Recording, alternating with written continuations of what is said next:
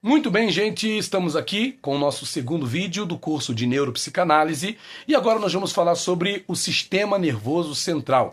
As nossas informações aqui são básicas, mas você pode, se aprofundar, nesse conhecimento. Aliás, há muitos estudos de grandes especialistas na área das neurociências, né, que podem trazer para nós aí muito mais conhecimento sobre esse assunto. Mas o que a gente vai estar passando para vocês aqui é para que vocês possam ter pelo menos uma noção, acerca do que é o sistema nervoso central, Vamos lá.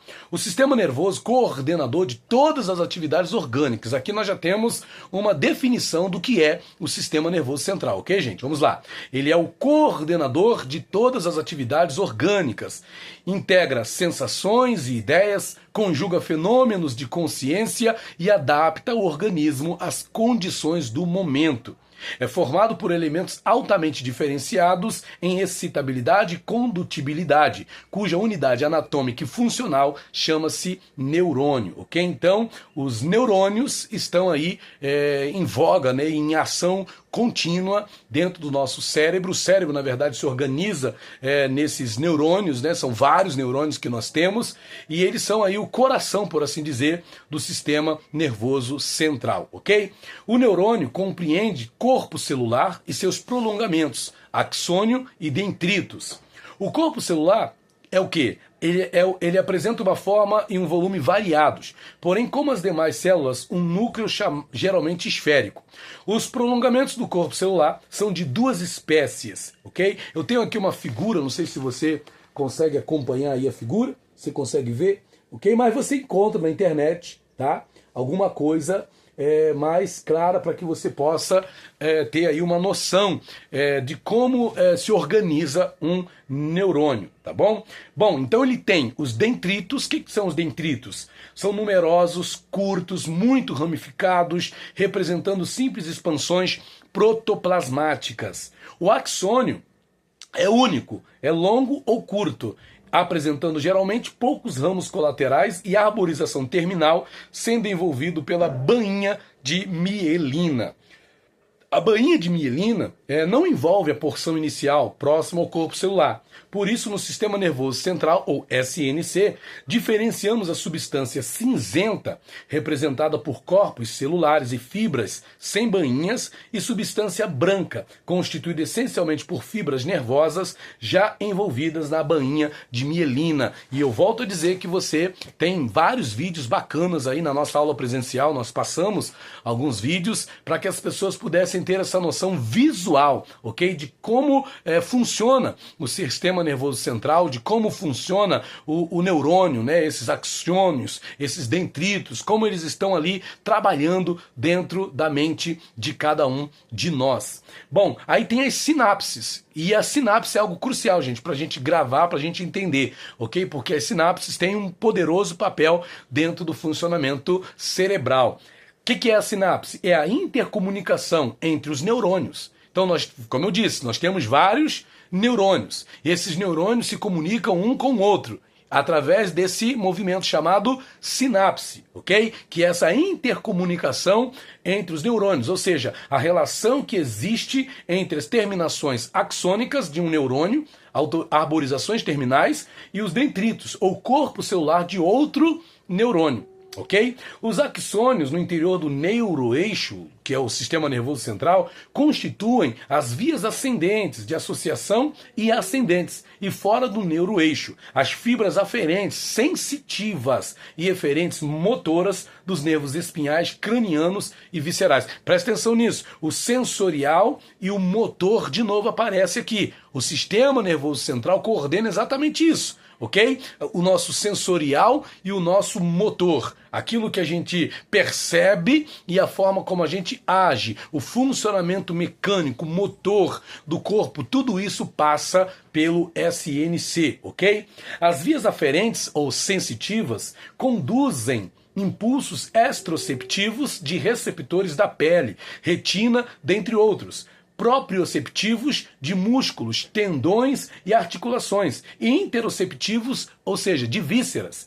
As que atingem a área cortical sensitiva são conscientes, as demais são inconscientes. Vamos lá. As vias eferentes, que são as vias motoras, conduzem impulsos responsáveis pela motricidade voluntária, involuntária, automática e reflexiva e visceral. Ou seja, coordenação de movimentos. Enquanto as vias aferentes, que são as sensitivas, né, tem essa função esteroceptiva, perceptiva, a forma como a gente percebe as coisas, seja pela pele, seja pelo olhar, ok? Isso tudo passa pelo quê? Pelas vias aferentes ou sensitivas, ok? No caso das vias eferentes, que são as vias motoras, que é aquilo que coordena os nossos movimentos. Ok? De forma automática e reflexiva. Ok? Interessante, né? Esse conhecimento. Bom, a constituição geral do sistema nervoso. Como é que se constitui o sistema nervoso? Eu tenho aqui uma gravura, ó, mas para vocês terem apenas uma ideia, tá? De como se constitui mais ou menos aí o sistema nervoso. Ok? Olha aí, ó, só para vocês terem uma ideia, tá? Bom, voltando aqui, a constituição geral do sistema nervoso. Vamos lá. A natureza, estrategicamente, colocou o sistema nervoso em posição privilegiada para exercer o comando geral de todos os demais órgãos e sistemas. Assim, encontra-se bem protegido no interior da caixa craniana e da coluna vertebral. Estruturas ósseas bem resistentes. Essa porção protegida por estruturas ósseas é chamada Sistema Nervoso Central, ou SNC. Através da estrutura óssea, emite ramificações para toda a periferia. Deste modo, impulsos elaborados no SNC alcançam a periferia, assim como informações colhidas na periferia alcançam o SNC. Tais ramificações constituem no conjunto o sistema nervoso periférico, ou o SNP, que é formado principalmente também um dos agentes cruciais desse sistema nervoso periférico é quem? O cérebro, ok, gente? Bom, parte do sistema nervoso central que fica aí dentro do crânio, né? Parte do sistema nervoso central fica dentro do crânio. Na espécie humana, o cérebro pesa cerca de 1,3 kg. Alguns dizem 1,4 kg, mas não passa de 1,5 kg, ok? E é uma massa de tecido cinza róseo, composto por cerca de 100 bilhões de células nervosas, conectadas umas às outras e responsáveis pelo controle de todas as funções mentais. Então, gente, é fantástico. Eu vou falar para vocês que nos meus estudos, nas minhas pesquisas sobre a neuroanatomia, sobre a neurofisiologia, sobre o cérebro, né? Eu fiquei muito impactado, muito maravilhado. Por quê? Porque é do cérebro que sai o controle de todas as funções mentais do ser humano, ok? Filogeneticamente, o cérebro humano poderia ser dividido em 3 unidades. Quais são elas? Primeiro, o cérebro primitivo, que fala da autopreservação, né, da agressão.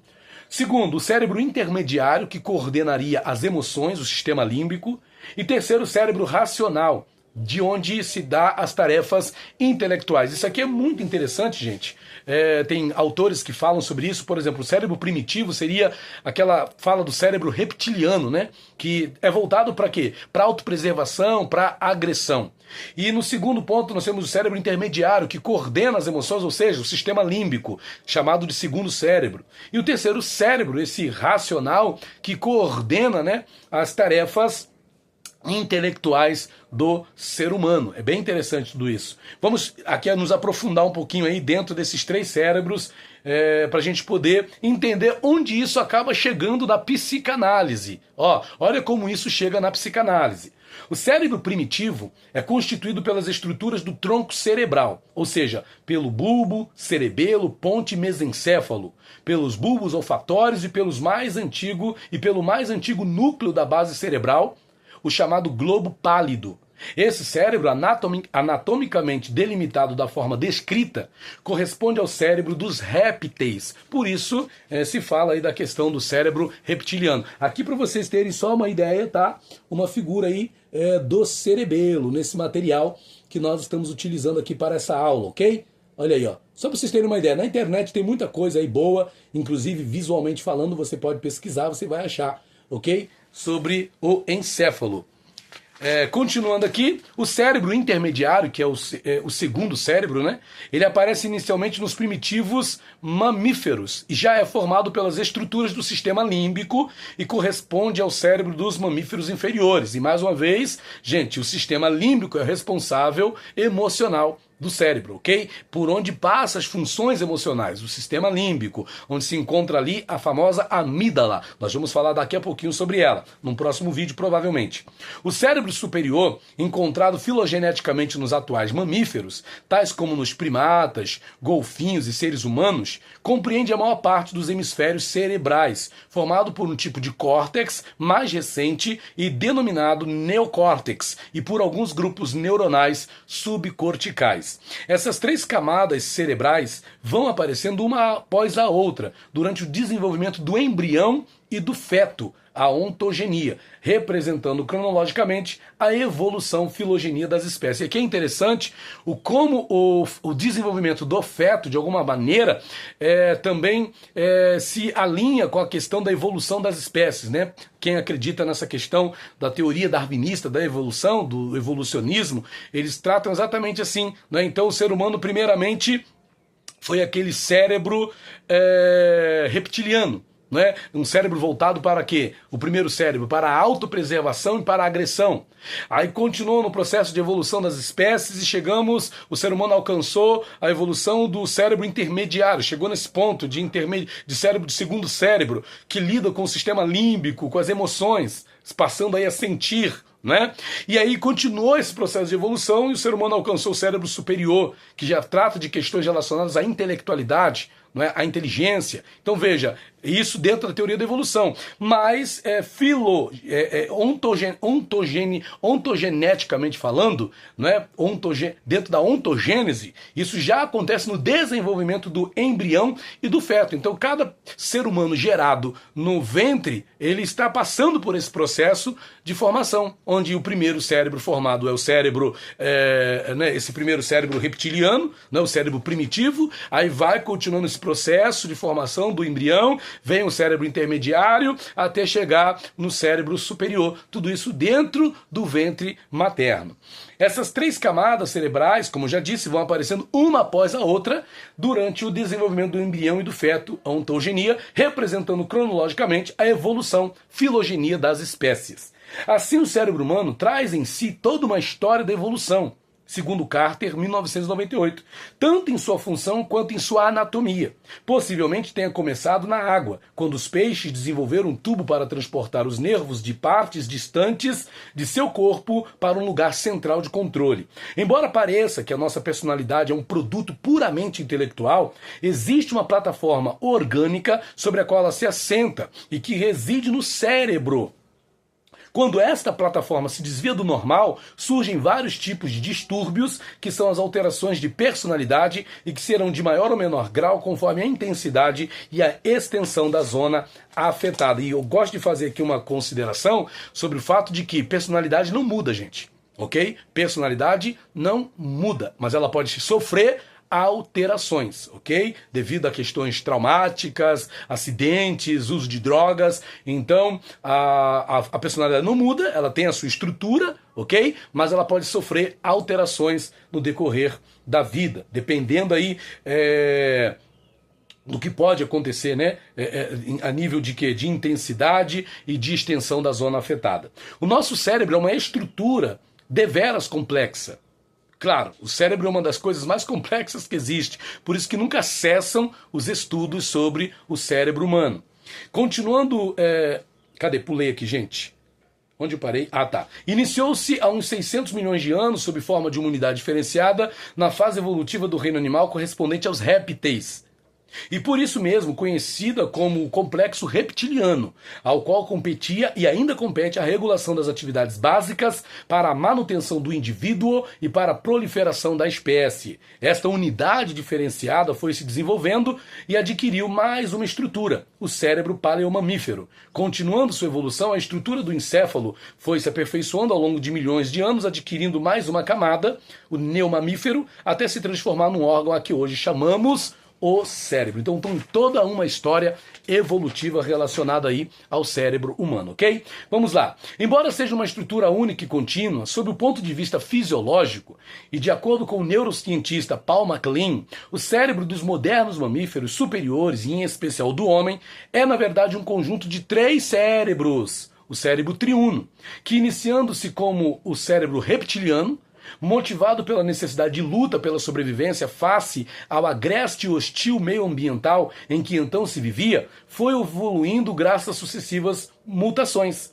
Com a continuação da evolução, mais mutações surgirem sempre pelo mesmo sistema de aposição de novas camadas, até dar origem ao terceiro cérebro, conhecido como córtex cerebral, não há muito mais tempo do que o último meio milhão de anos. Olha que interessante, né?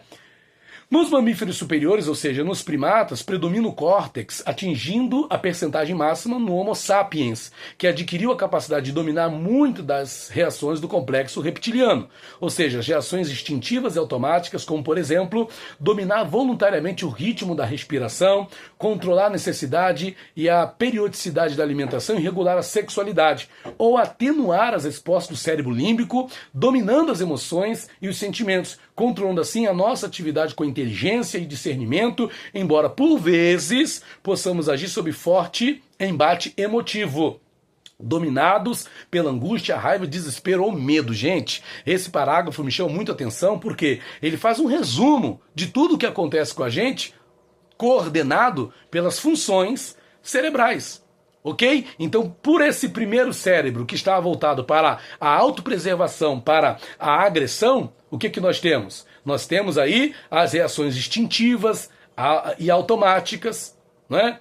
Como, por exemplo, dominar voluntariamente o ritmo da respiração, controlar a necessidade e a periodicidade da alimentação, regular a sexualidade, ou atenuar as respostas, ou atenuar algumas respostas emocionais. Isso tudo dentro da questão do primeiro cérebro.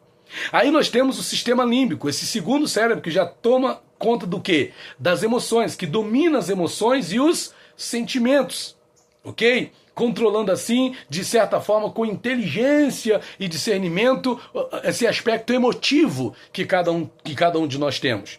Embora nem sempre nós mantenhamos o controle emocional de forma devida, de forma correta. Mas tudo isso passa por essa questão dos 3 cérebros, né? Conforme MacLean, o cérebro triuno. Olha que coisa interessante. O conceito de cérebro triuno, aproxima-se muito das teorias de Sigmund Freud, que por volta dos anos de 1900 definia a personalidade como sendo o somatório de 3 entidades, que são o id, o ego e o superego. Se você já estudou outras matérias da psicanálise, ou então já tem um pré-conhecimento da psicanálise, você sabe que o id fala do quê? É o princípio do prazer, né? Ou seja, a entidade psíquica que regula não, né? Que trabalha essa questão do prazer, das pulsões, seja de morte, seja de vida. Já o id é o quê? Essa parte o ego, melhor dizendo, né? É aquilo que trata com a realidade, o princípio da realidade, né? Que faz esse equilíbrio entre o id e o superego,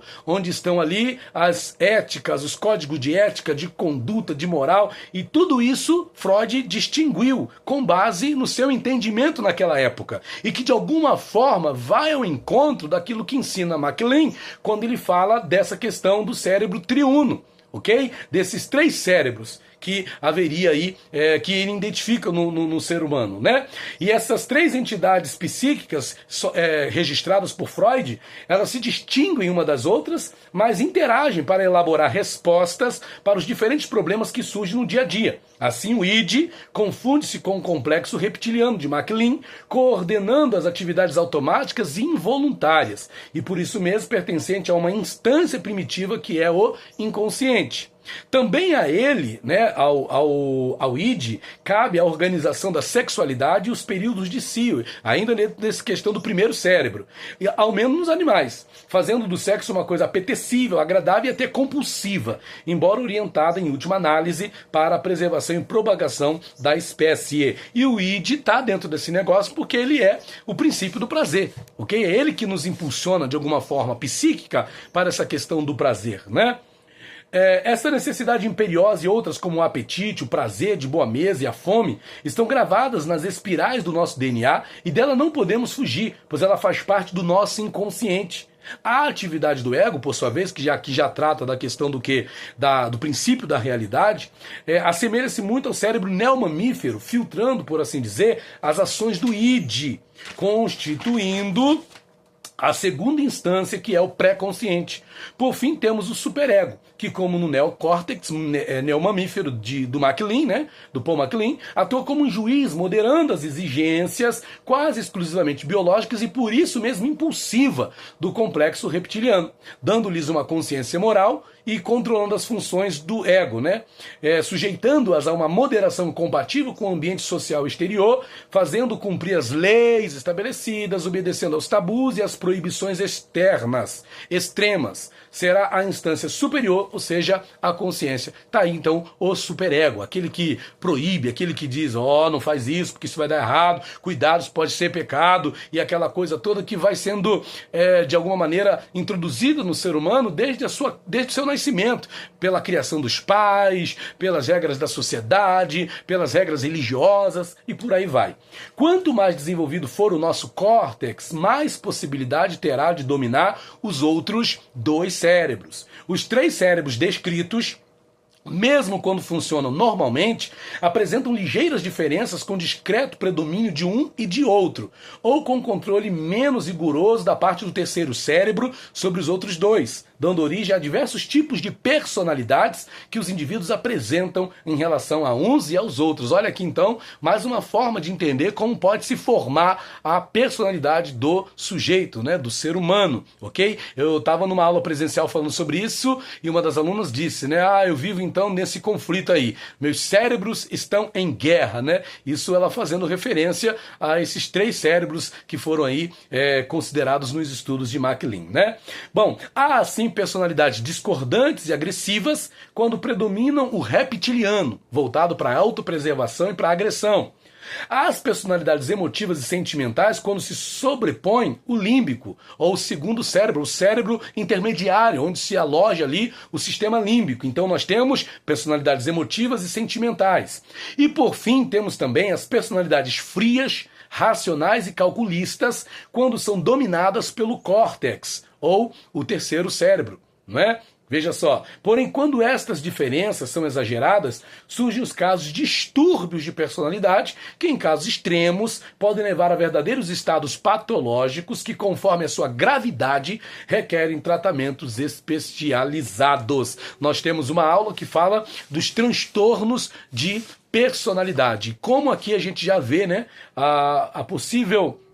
uma possível fala, né, sobre a origem, né, dos transtornos de personalidade, do que acontece na personalidade humana, ou como vai se desenhando, inclusive, essa questão dos distúrbios patológicos, né, da personalidade humana.